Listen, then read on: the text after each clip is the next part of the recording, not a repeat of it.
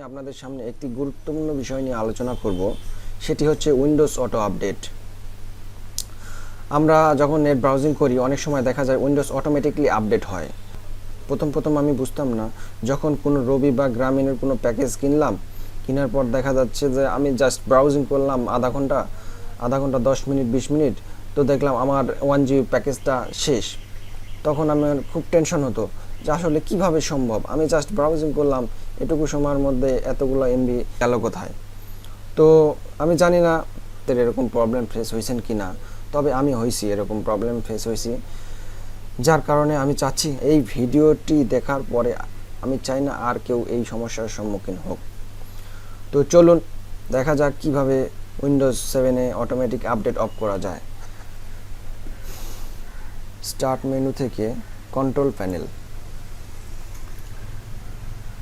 প্যানেলে আপনাকে প্রথমে উইন্ডোজ ফায়ারওয়ালে যান, চেঞ্জ নোটিফিকেশন সেটিংস। এখানে টার্ন অন ফায়ারওয়াল আপনি টার্ন অফ করে দিন, টার্ন অন উইন্ডোজ ফায়ারওয়াল এটাও অফ করে দিন, জাস্ট ওকে। ব্যাকে আসুন, এখানে দেখুন উইন্ডোজ আপডেট, এখানে ক্লিক করুন, চেঞ্জ সেটিংস। এখানে দেখুন অটোমেটিকলি করা আছে। উইন্ডোজ আপনারা যখন নতুন উইন্ডোজ দিবেন তারপরে এই সেটিংসগুলো আপনি এটা করে নেবেন, আগের থেকেই করে নেবেন। আমি আপনাদেরকে দেখার জন্য অন করে রাখছি। এখন দেখেন, এটা যদি এরকম অবস্থায় থাকে আপনি এখানে এসে নেভার চেক ফর আপডেট এটা করে দিবেন। দেওয়ার পর এই টিক চিহ্ন আর এই টিক চিহ্ন তুলে দিবেন, দেওয়ার পর ওকে বাটনে ক্লিক করবেন। বাস, আপনার কাজ শেষ।